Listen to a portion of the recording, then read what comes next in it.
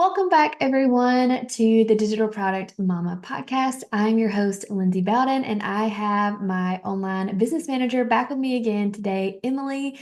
And we are going to be talking about our podcast and all the steps we took for starting this podcast last year. So, Emily, welcome. I'm excited to chat about all things podcasting. So fun. I'm I so know, excited. I know you love podcasting. You pushed me to do a podcast for forever, and I was like, I don't want to. You finally gave in, and it's been so fun. I finally gave in. So last year, I was working with my business coach, Rachel Ingalm. I did like a whole year-long process with her. And over the summer, I went to Chicago for a weekend and we really planned out um, all things podcast. So she has a really popular podcast. She's making an impact. And she pushed me to do it. And then I told Emily, and she was like, Yay, finally, I've been saying this for forever. So and we're just going to kind of go through the process of why I decided to start a podcast, how we kind of set everything up, how we launched the podcast, the systems that we use, how we market the podcast, and then things we would maybe do differently if we could do it over. So during that weekend in Chicago, I did a lot of the kind of setup work. So well, actually, before we get into that, let's talk about why I decided to start a podcast. So I was really pregnant when I decided to do this, and then we launched it, was it September? Maybe September. Yep. September, and then I was due with my second baby in December. So pretty pregnant, but just decided to go for it. But I will say that we kind of did it more quickly than maybe we would have if I wasn't pregnant. But I just said, let's just do it. Let's just go for it and get this started. So the reason I thought podcasting would be a good idea is because I really wanted to focus at the end of last year and then this year on more organic traffic. I had been relying mainly on Facebook ads for my leads, which are great, but obviously that's an expense for my business. And if I could get free leads, that would be even better. And I can easily talk about things that I'm passionate about. I guess that's the teacher in me, but it comes naturally for me to talk about things that excite me. And marketing and online courses and digital products excite me. So I thought, okay, I can do this. I just want to be strategic about setting it up and launching it. And so the main reason we did the podcast was for leads, for organic leads, for building my email list, and also to nurture and educate my audience and build brand awareness so that people can go on their podcast platform and search for a topic and find my episode on whatever that topic is, and then hopefully listen to more episodes and get to know me and get to know my brand. So if you're thinking about starting a podcast, make sure you know why and you're not just starting one to start one because everyone's doing one. Have a good solid reason behind it because it can be a lot of work, especially if you don't have a team. Yeah. And if you don't have a specific direction, there's so many directions you could go with it. It will get confusing really fast if you don't know why you're doing it. Yes, that exactly. If you don't know your why behind it, you're not going to have the answer for what's it called and what episodes you're doing. And are you going to be doing interviews or just solo episodes or both? And what are you going to be talking about and how long and all of this stuff. So make sure you Mhm. have a purpose behind starting a podcast. Building your email list is a great purpose. So if you want to build an email list, it's a great reason to start a podcast. But yeah, make sure that you are not just starting it randomly. So then when I kind of decided, okay, this is a good way to build that organic traffic. Then when I was in Chicago with Rachel and a couple of other ladies, we all kind of did the setup, the beginning work. So like, what did I want the podcast to be named? And let me create the cover art. So like when you pull up the podcast app, the picture with my face on it and the name of the podcast, I just made that in Canva. Pretty easy. What kind of episodes do I want? And we actually use ChatGPT for that. So I kind of told ChatGPT, this is the name of my podcast. This is my audience. This is why I'm starting this podcast. Can you give me a list of 20 episodes? And it gave me some really awesome ideas to kind of get started. So those are kind of the first few things that I did in Chicago. And then got back to Georgia, talked to Emily, and then we started setting up the tech, which Emily did the majority of that. So if you want to speak to our podcast hosting platform. Yeah, so we use a platform called Libsyn, and the hosting platform, if you aren't familiar with hosting, like if you don't have a website or anything like that, you may not be familiar, but a hosting platform is just the place where you go to upload it and then they distribute the podcast everywhere so that you aren't going to Apple Podcasts and Spotify and I don't even know what the other options are anymore, but so that you don't have to go to multiple places to upload the same thing. This platform sends it everywhere and just does kind of all the behind the scenes stuff, and you only have to do it one time. So we use Libsyn. We chose that because we thought it was going to do more than it ended up being able to do for us. They're like different platforms offer different perks basically of using their platform. Some of them allow you to change the intros and outros. And if you record ads for your podcast, you can swap those out seasonally. So if you have we just finished up Black Friday as we're recording this, we could, with certain platforms, we could insert Black Friday ads for all of the episodes, no matter when they were released. So when choosing your platform, that's maybe something to think about as well. But we chose Libsyn because we thought it was going to allow us to do that. And then it doesn't anymore. They took it away. It used to. Yeah, but they took that away. So, anyways, Libsyn's still been fine for us. We maybe will consider switching somewhere else at some point, but it's a good place to start. It's relatively inexpensive Yeah. also. So it's I think $5 a month. Is that right? Starting out? Yeah, we started at $5 a month, and then there was one month where there were 5 weeks in the month, and so that put us over the like limit of Storage monthly limit. uploads. So we had to bump up to the next tier. So now we're at $15 a month. You could probably like go back and forth depending on the month, but still Right. very inexpensive.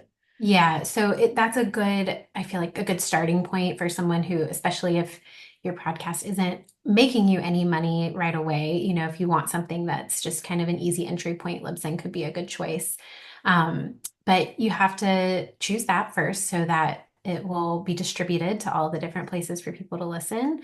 Um, and that was pretty easy to set up. There was a few things that we had to do to connect Libsyn to everything, like setting up a very specific. I know you like created a new account for Apple Podcasts and Yeah, um, I do created, iCloud. yes, Separate iCloud email, which someone, maybe it was like Jenna Kutcher, she has a little podcasting course. It could have yes, been in there, could have been on, I don't remember where I learned that, but that kind of was, I feel like I had to do Apple support. We had some issues with that.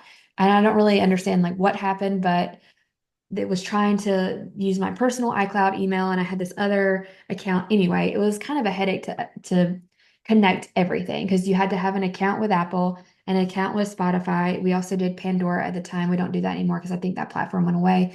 And then you connect them all. So you set up the accounts, but then you don't really have to log into it once you set up the accounts.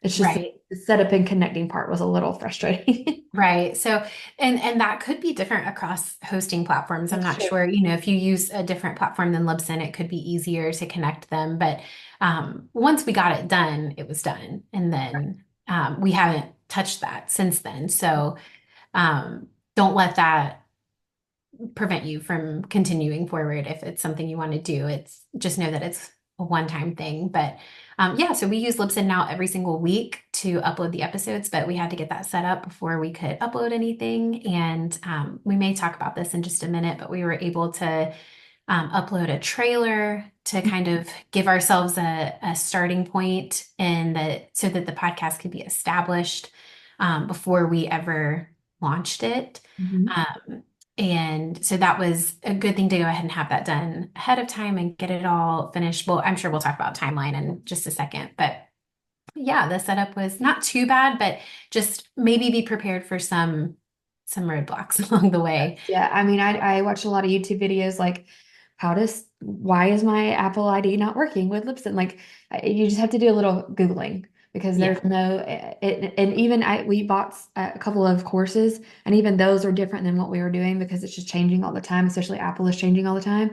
And I do think that Apple either required a trailer to get like the podcast approved or it was recommended that we have a trailer in order to get the podcast approved on Apple Podcasts. So I believe I used ChatGPT to write the trailer, honestly. And you can go back and listen to the trailer. It's the very first episode We can on link this. it in the show Yeah, notes. yeah, we can link it in the show notes too, but maybe 30 seconds of just like, this is the podcast name. This is what we're going to talk about. This is who it's for. This is, kind of what you can expect. Um, and you can release that as you're getting ready to launch the podcast. Like, hey, I have this trailer, listen to it. And then we're going to release on this date to kind of prepare people. I also wanted to say with Libsyn, the analytics aren't super great at the low tier. So if you're looking for really detailed analytics when you're choosing a podcasting platform, you may want to research that as well. Apple Podcasts has their own analytics that you can use.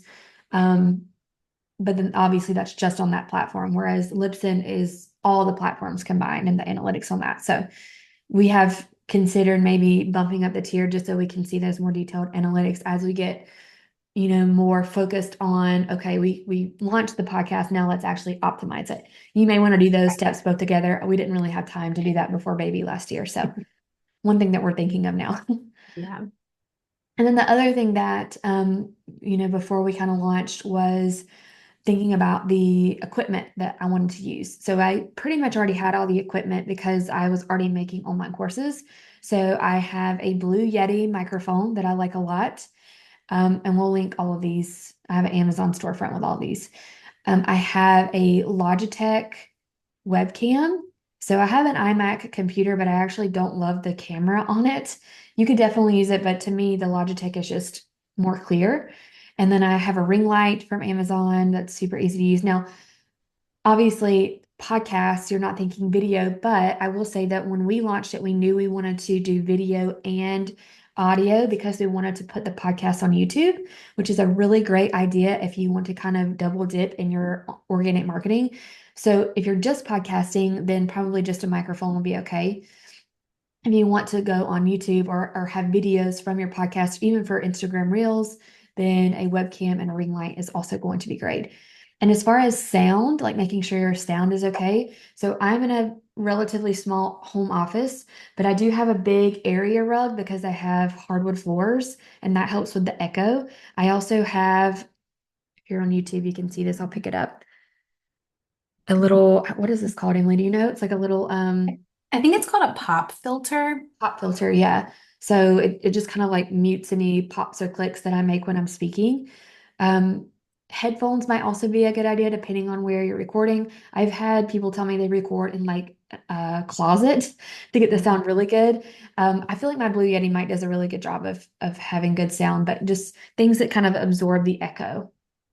Yeah, Is and they make these little like styrofoam boxes also that you can put oh around your microphone. I think they're probably $40 or less if I had to guess. yeah, And they're just these tiny little boxes you can put around your microphone. And as you speak into it, it like fully absorbs that sound. So if you're like Lindsay and you have, hardwood floors and like not much soft stuff around you, you could get one of those and just put it on your desk and it would do a lot of that work for you. that's really good.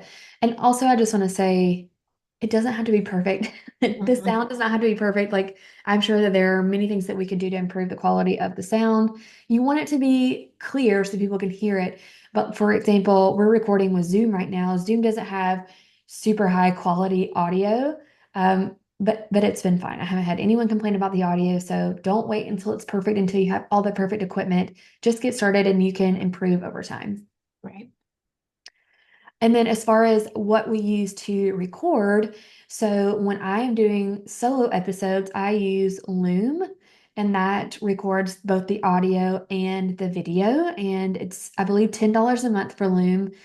There is a free version where you can record up to 5 minutes, I want to say. So obviously for a podcast, you're probably going to need longer than that. The $10 a month is totally worth it because we also use Loom in our business for all kinds of stuff. So if I'm recording a system for my team, I use Loom. When I'm recording my course videos, I use Loom. So it's definitely worth it. It also makes a transcript for you. So we love Loom for that.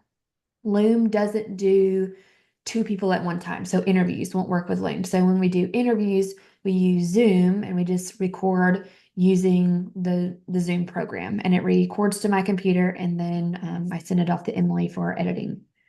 Yeah.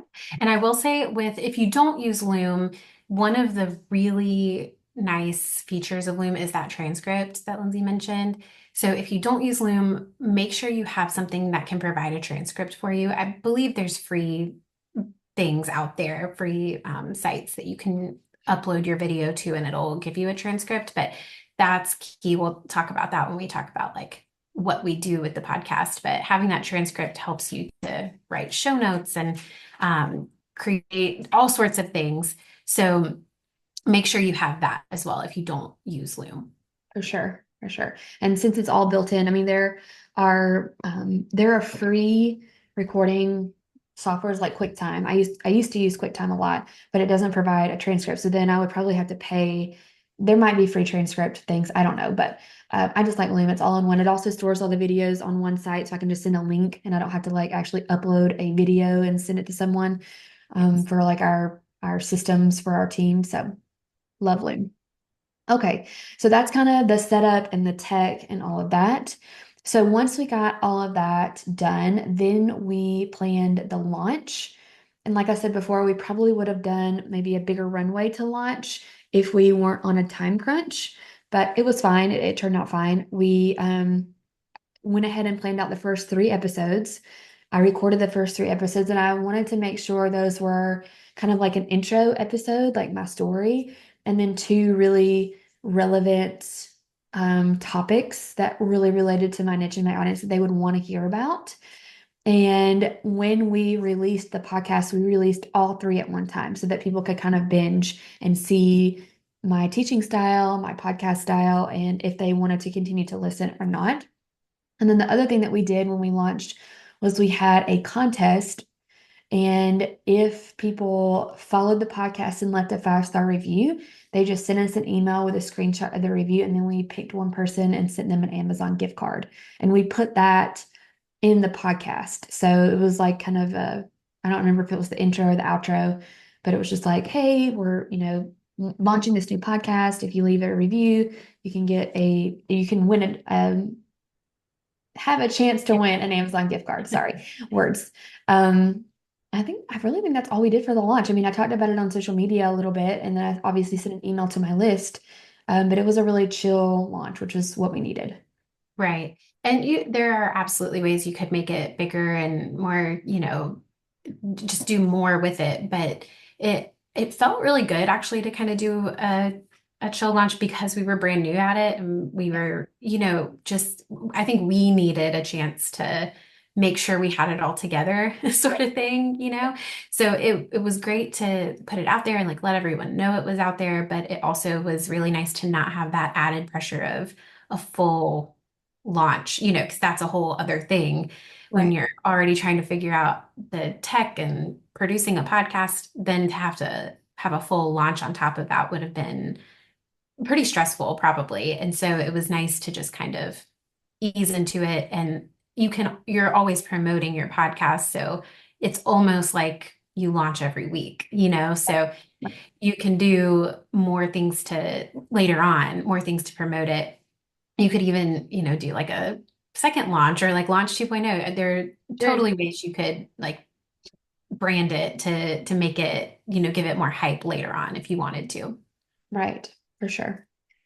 So once we launched it, then we started to make some systems around how we actually produced the episodes. And Rachel Ingalm actually gave us the Asana template that she used, and Asana is our platform that organizes all the things in our business.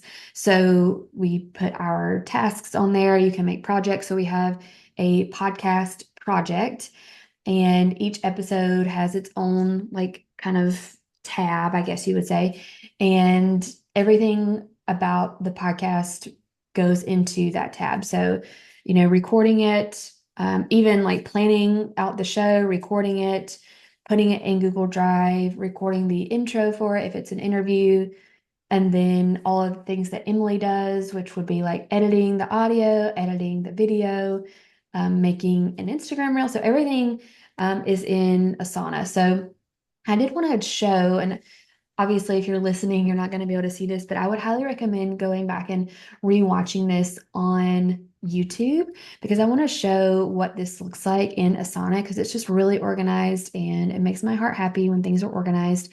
So I'm just going to pull up our podcast flow. So I'm going to share. So here's our podcast um, project, and we have some different columns here. So, like episode ideas, interview ideas, episodes that we need to record, episodes that we need to edit, and then they'll move into the completed episodes category. And then each one has its own little task with subtasks inside. So, for example, let's just look at If you want to do one of the record ones, it'll show everything. one of the what? One Oh, of the episodes to record, it'll show like everything that so still let's needs to just be do the done. one we're doing right now. We're doing Perfect. this one. So, how to start a podcast. Let me make it bigger. There we go. So, we have the due date. This is when it actually, is this when it airs, right? Yes. Maybe you should go through this, Emily, because you're the one that's Sure. looking at this stuff. Yeah, so the due date, the way we run through, or the way that we've set it up, the way that works for us, the due date we set to the air date, and I assign it to myself because at the end of all of it, I'm the one who makes sure that it all has gotten done. So on the due date, I'll make sure that everything else has been done and then I can check it off. And the reason that on the last screen, the reason the completed episodes section was empty is because they're all completed. So they would be there if we change the filters, but it will be marked complete on the date it airs once I like go into the podcast apps and make sure it's actually there. And then within that, we have all these subtasks that will be completed also by that date. So we have it split up into pre-recording, recording, and post-recording. The pre-recording section is a little bit different for solo episodes and interview episodes. We've set this one up as a solo episode because I'm on the team. So, but Yeah. it's a little more interview style, I guess. But I the can show an pre-recording, interview one after this so they can see yeah, the difference. perfect. So for the solo episodes, we do a couple of tasks before recording. We make sure that we have the outline, and if there's any like anything that needs to be researched about the topic, that gets done well before the podcast gets recorded. We create a folder for everything to go into in our Google Drive. So all of the like notes and if we have like the transcript and the show notes and all of that sort of thing will go into this folder in Google Drive so that we can access it anytime. Then the recording section is actually recording it using Loom or Zoom or whichever platform we're using, and then adding the raw video and transcript into that Google Drive folder. Yeah. And then post-recording is where most of the things happen. And that's editing the audio, creating the show notes, actually scheduling the show to be posted, making sure Instagram posts are created, editing the video for YouTube, scheduling it to YouTube, and then also scheduling a blog post to go out. So we use our show notes as a blog post on our website as well, so that we can have like SEO running in the background, Yeah. traffic straight to the website. And I can show that as well. I also wanted to say that if we're doing a Zoom recording like this is Zoom, I'll upload it to Loom. You can upload videos to Loom to get the transcript. So it can do that as well. Yes. Okay, so let me show one that is an interview. Just so you can see there's a couple of different things. So this one was with Stacy. This is actually the episode that's going to air next week. Good So overview. there's a few more pre-interview things because with interviews, we send them a Google form with questions like, what's your niche? What do you want to talk about? Do you have any links you want to share? And then we also send them a Calendly link so they can schedule when they actually want to do the interview with me. And then I set up Calendly with my availability and they can schedule what day and time they want to do that interview. Yes. And we will make sure to send them the questions that we're going to ask ahead of time or the questions we think we're going to ask. Yeah. I know sometimes once you get in the conversation, you end up asking more different questions, but we try to give them a good idea of what they'll talk about just so they Yeah. can be prepared for that. Um, and then for the most part, everything post interview is the same. But yeah, just kind of giving them all of the details they need ahead of time is the biggest change there. So that pre-interview section has more in it where we, like Lindsay said, are just kind of sending them the scheduling information and getting information from them and all of that kind of stuff. Yeah. And then before I stop sharing, I wanted to also show what it looks like on the website. So we have a little podcast tab. By the way, we have a new website if you haven't looked at it, lindsaybowden.com.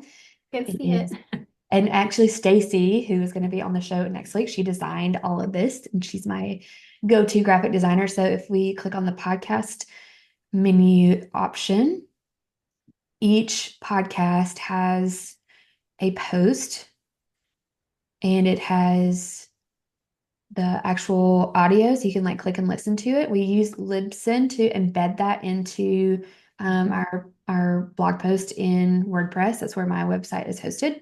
And then ChatGPT does this, correct? Just like the Yes. outline So of the show. we put the transcript into ChatGPT to get the show notes, and then I'll make sure to edit and, of course, add links and things like that. ChatGPT can't do that, but Yeah. we get most of that from ChatGPT. Yeah. ChatGPT is going to be your best friend with anything in your business, but with the podcast, I mean, we use it a lot. Yes. So Yes. for sure. Okay. So that is our kind of process for the production of the podcast. And then, which we kind of already showed this when we were talking about the process, but we use the podcast as our main form of content now. So this podcast kind of leads into all of the other content that we put out now. So as far as marketing it goes, um, we do Instagram. So for Instagram, let's just kind of go over all the different things that we repurpose it for. So for Instagram, we will do a carousel for solo episodes typically. Mhm. And then we'll do a snippet, a reel snippet for interviews. So like Yes. for this one, we'll do a little snippet, I guess, of like kind of an important part of the interview and then make that into a reel. And what Yeah. platform do we use for that? What software? So we use Canva for both of those. Okay. And what the reels are a little tricky and a little clunky right now. I'm sure there's a better way to do it. But what we do is because we also edit the video for YouTube in Canva. So we already have the video uploaded to Canva and we'll create the reel as well. And then once the actual clip has been chosen and edited, we will upload that to a website called CapCut. And CapCut will put captions on it for us Mm. so that we're not having to edit like within Instagram to add captions. You can totally edit the reel in CapCut if you want. I have found that with interview episodes, uploading the video to CapCut, it's a really long Yeah. process because they're longer videos. Right. And so they upload to Canva a little faster. I can edit a little easier. And then just like the 15 to 30-second clip gets uploaded to CapCut, which takes no time at all. CapCut is very nice for editing videos. You can edit using a transcript that they provide. So if you have shorter episodes, I would probably just do it all in CapCut. Okay. But just for us, it's a lot easier to get it uploaded in Canva, and we're already doing it. So it just kind of saved a step. But And that's just an app on the phone, right? it is, you can also use it in browser if you want to do it Okay. On your on your computer. computer. It only works in Chrome, in Google Chrome. Okay. So that's an interesting little quirk of it. But yeah, it's very simple to use. It's free. It's free up until a certain storage amount, but I just delete everything after I'm done, and then I always have zero storage, and we save it in Google Drive. So Okay. you can save it elsewhere and then not ever have to pay for CapCut. Smart. And we do a lot with the podcast, but I also have a team. So if you're thinking, this sounds like a lot, you don't have to do all of these repurposing things when you start. Like just the Right. podcast by itself, you can totally do by yourself if you're just choosing this as your main form of content, maybe your only form of content plus emails. Yeah. Do not choose podcasts over emailing, but you can definitely use those together. But I would say Right. if you don't have a team, maybe skip Instagram, maybe skip some of the other things like a blog post. Um, and then when you're ready to hire a VA, then you can let them do those other repurposing things because it Yes. can feel like a lot. Yes. So okay, so we do Instagram. Then we do, like I showed you, the blog post, which ChatGPT does that. So that's pretty easy. And embed the actual audio into the post. That's the same for the show notes, right? Is it just like a copy paste of the show notes, pretty much? It Okay. is. Yep. So we do that. And then also we send out a weekly email about the podcast. I don't send it out always like the week after. So like, here's last week's episode because that seems a little boring to me. So I'll just kind of send them randomly. And actually, we are testing out a new email marketing strategy, which actually we're going to be talking about in February on the podcast. February is going to be all about email marketing. So I'll share more about that then. But I just kind of plan out a weekly email and I may share about a podcast or a YouTube video or something else. But I always make sure that the podcast is sent out via email eventually. So that way we are getting that extra, the extra eyeballs on the episode. I guess extra ears for podcasts. Years. I listened to a podcast called In Your Earballs, and I think it's Ah, pretty funny. like it. And then that is all we do for marketing, right? Instagram, email, on the website. Oh, and we are just starting Pinterest. We have not done Pinterest for the past year. So again, like if you're by yourself, you don't have to do all the things. I have a team of three and we're not doing all the things because it's just too much. Mhm. But I wanted to make sure that I was doing Pinterest the right way. So we actually hired a Pinterest manager recently, and she's going to start pinning the podcasts. So that'll be like another layer. But again, I've been doing this for now 6 years. So you can add these layers in as your business grows, as you start making money, then you can hire a VA to do these extra things. Yeah. But I feel like that's everything as far as marketing goes. Mhm. Yeah. I may talk about it on Instagram stories as well the day it comes out. So that's one more thing. And yeah, that's pretty much it as far as like everything that we do, the setup, how we launched it, the systems that we use, how we market each episode.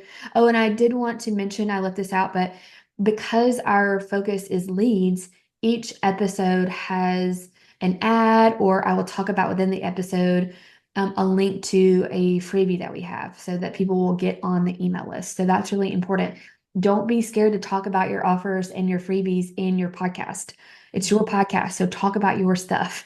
Yeah. I have realized more and more lately that if you don't say it 1,000 times, people have no idea.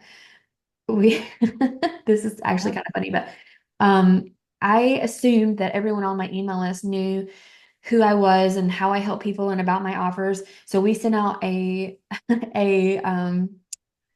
survey Okay. recently. Sorry, I don't get much sleep, so my brain doesn't always work, but it's fine. Words are hard. We sent out a survey asking people what do they want to hear on the podcast, and we got the most random answers back. And I was like, do people know what I talk about? Like, do they know why they're on my list? I mean, it was like completely, some of it's like not safe for work. Um, Topics. One person said like they want to hear about birds. I'm like, so I say all that to say, talk about who you are, how you help, what your offers are, because you can say it 1,000 times and people still might not know. Even if you think that people are getting tired of it, who cares? Keep talking about it. So don't be afraid to talk about your things on your podcast.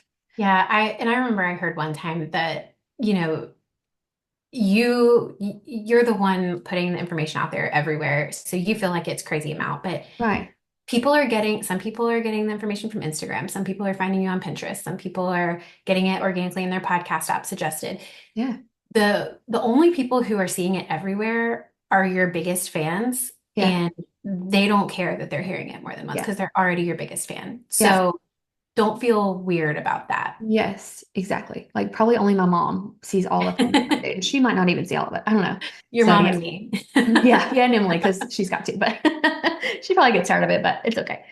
All right. So the last thing that we wanted to touch on, and we may have kind of already hit all of these, but um, yeah, I think we actually hit all of these now that I'm reading through them, but we can go over them again. Things that we would have done differently. So definitely researched a little more about hosts, which, like we said, when we picked Libsyn, we thought that it could change out ads and things seasonally, which it could, but then they took that away. So that was frustrating. But Emily, I think there was one that you wanted to talk about that we may be switching to. Yeah, I have only done a little bit of research on this, so everyone take this with a grain of salt. But I've been told really great things about Captivate, Yeah. and we can link it so that people can go research it for themselves. But from what I don't know a price point on Captivate, so that this could be the nuance of it. But what I know about Captivate is that it seems to be more of an um, all-in-one platform for podcasting. So like right now we have everything where we plan it um, in one place, and then we assign it to ourselves in another place, and then we actually have to go do it even in another place. So from what I understand about Captivate is it kind of brings it all together. Okay. So if it's within your budget, that could be a good place to start. So you don't have to figure out a bunch of separate systems and figure out how to make it work together. So we're probably going to look into that heading into 2025 and just see if that's a change we want to make. Yeah. So research, see what works for you. But honestly, Libsyn has been fine. So it's probably one Mhm. of the least expensive ones. So Yeah, and it was the one that everyone said they were using. So yeah. it obviously is working fine. But if you want more bells and whistles, it's definitely something that you could research.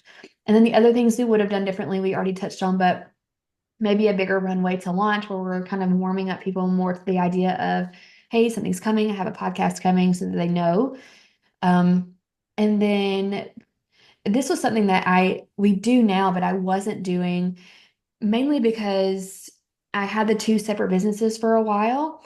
And so I had my Meet the Bowdens business and my Lindsay Bowden business. And I was only talking about the podcast to my Meet the Bowdens people because I was talking in season one only about online courses. Then when we kind of, expand it in season two and we're talking about online courses, but also teacher resources and also digital products, now I am telling all of my audience, and we've combined my audiences now, but I wish I would have in the beginning just told everyone. So now that everything is combined and under one umbrella, it makes it a lot easier. So to send out an email to all of my email list and to tell all of my Instagram now that I just have one Instagram. But again, just to reiterate, don't assume that everyone in your audience is listening to everything that you're doing. Talk about what you're putting out, your podcasts, your offers, your freebies. Reiterate how you help people and like what your actual offers do, what transformation they give, because people do not know. And you can say it a million times. Actually, we just did a Black Friday promo. We're recording this in November, but we just wrapped up Black Friday and I had this big sale on my three main products. And in the emails, I specifically said what each of the three things did. And I still got multiple emails back like, well, what's the difference between this and this? So people don't read, is what I'm getting at. They don't listen, they don't read because people are busy. And I don't fault people for that. I get it. But don't feel like you are over talking about your thing. It's your podcast, so talk about it. Anything else that we need to hit before we wrap this up? I feel like this is a really good episode, like really informative. We've given a lot of information, and I'll just Yeah. say that it I mean, everything that we've given is not even all of it. I Right. think this is basically everything you could need to get started. Yeah. But like I had mentioned before, there's so many different directions you can take it. You just have to pick a direction. And even we did that. Season one was one thing and then we pivoted for season two, and that's fine. Yep. And it doesn't mean that season one is irrelevant now. Like it's Right. still totally, Right. useful. Right. But I think you just have to, even listening to this, don't get overwhelmed. People do it all the time. And just decide, like, know what you're doing it for so that you can always come back to that and make sure that all of these different things you're doing are contributing to that purpose. Yeah, for sure. Well, this has been, yeah, super informative. So I would definitely go back and listen to it and watch it on YouTube so you can see the inside of our sauna. I think that's going to be really helpful. And I don't have a freebie on podcasting or how to start a podcast because that is not my area of expertise. We do it now, but I feel like Emily could probably write that lead magnet, not me. Maybe But in 2025 we'll make that. yes, yes, maybe. But I do want to say, since I said talk about your offers, we do have a new website, lindsaybowden.com, and all three of my offers are on there. Lots of freebies are on there. So go check it out. Check out the three different paths that you can take, lindsaybowden.com, and The Beautiful Design by Stacey Aguilar, who will be on the show next week. And I'll see you guys then. Bye bye.